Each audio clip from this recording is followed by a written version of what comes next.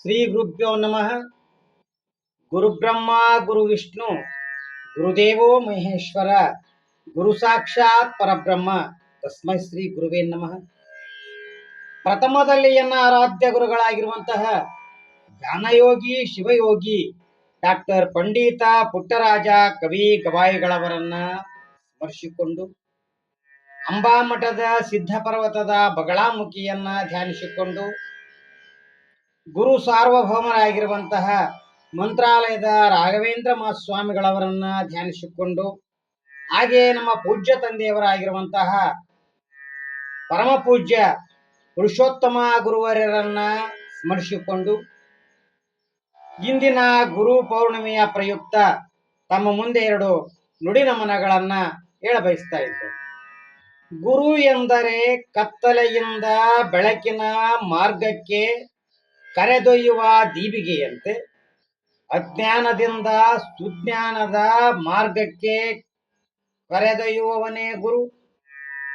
ಎಲ್ಲ ವೇದ ಶಾಸ್ತ್ರ ಪುರಾಣ ಆಗಮ ಪುಣ್ಯ ಕಥೆಗಳಲ್ಲಿ ಹೇಳುವಂತೆ ಗುರುಮಂತ್ರವೇ ಶ್ರೇಷ್ಠವಾದ, ಗುರು ದರ್ಶನವೇ ಹರನ ದರ್ಶನ, ಗುರು ಧ್ಯಾನವೇ ಶಿವನ ಧ್ಯಾನ.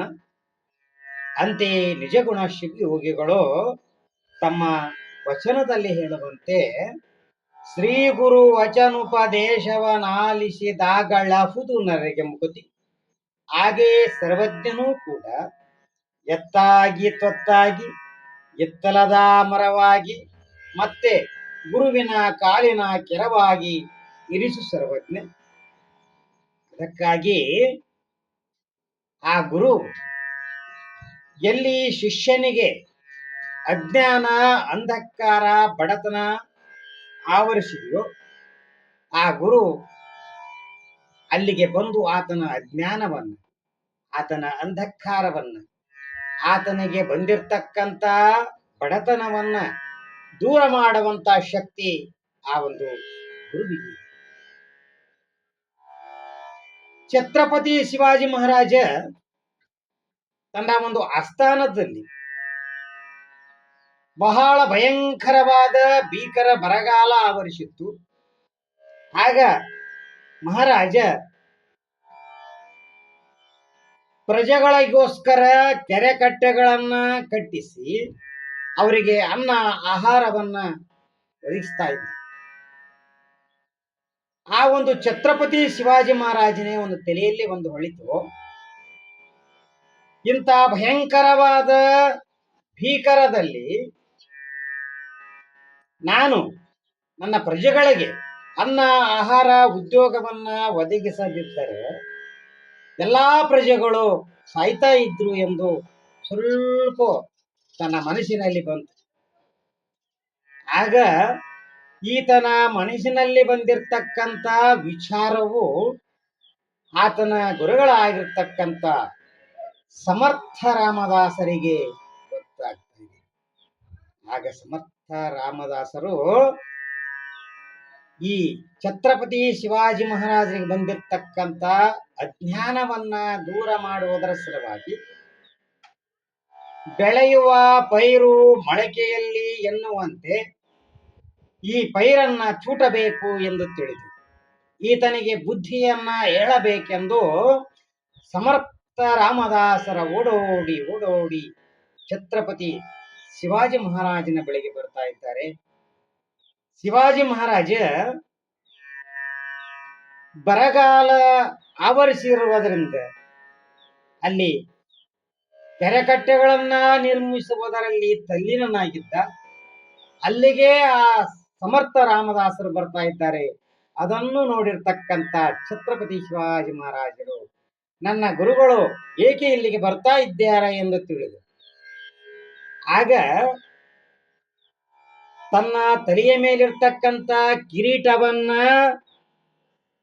ತನ್ನ ಕುರ್ಚಿಯ ಮೇಲೆ ಇರಿಸಿ ಸಮರ್ಥ ರಾಮದಾಸರಿಗೆ ಪಾದಕ್ಕೆ ಬಿದ್ದು ನಮಸ್ಕಾರವನ್ನ ಮಾಡ್ತಾ ಇದ್ದಾರೆ.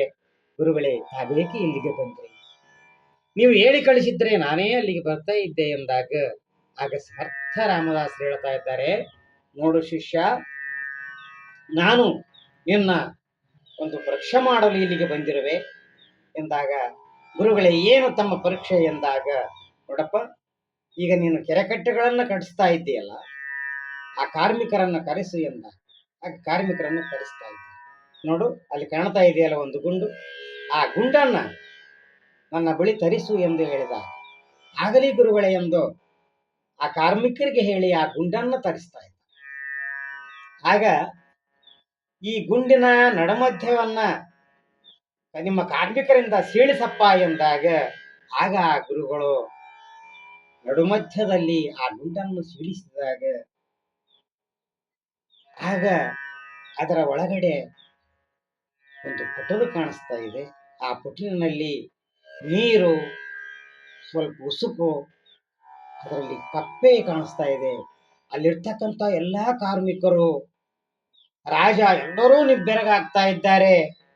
ಆಗ ಸಮರ್ಥ ರಾಮದಾಸರು ಹೇಳ್ತಾ ಇದ್ದಾರೆ, ಶಿವಾಜಿ ಮಹಾರಾಜ, ಈ ಕಪ್ಪೆಗೂ ಕೂಡ ನೀನೇ ಆಹಾರ ನೀರು ಒದಗಿಸಿರುವೆಲ್ಲವೇ ಎಂದಾಗ, ಆಗ ಛತ್ರಪತಿ ಶಿವಾಜಿ ಮಹಾರಾಜ ಹೇಳ್ತಾ ಇದ್ದಾನೆ, ಗುರುಗಳೇ, ನನ್ನ ಮನಸ್ಸಿನಲ್ಲಿ ಬಂದಿರತಕ್ಕಂತಹ ಕೆಟ್ಟ ವಿಚಾರ ನಾವು ದೂರ ಮಾಡಲು ಇಲ್ಲಿಗೆ ಬಂದಿದ್ದೀರಾ. ಇನ್ನು ಮೇಲೆ ನಾನು ಯಾವುದೇ ರೀತಿಯ ತಪ್ಪನ್ನ ಮಾಡುವುದಿಲ್ಲ. ಎಲ್ಲವೂ ಕೂಡ ಶಿವಮಯ, ಎಲ್ಲವೂ ಕೂಡ ಆ ಭಗವಂತನದ್ದೇ.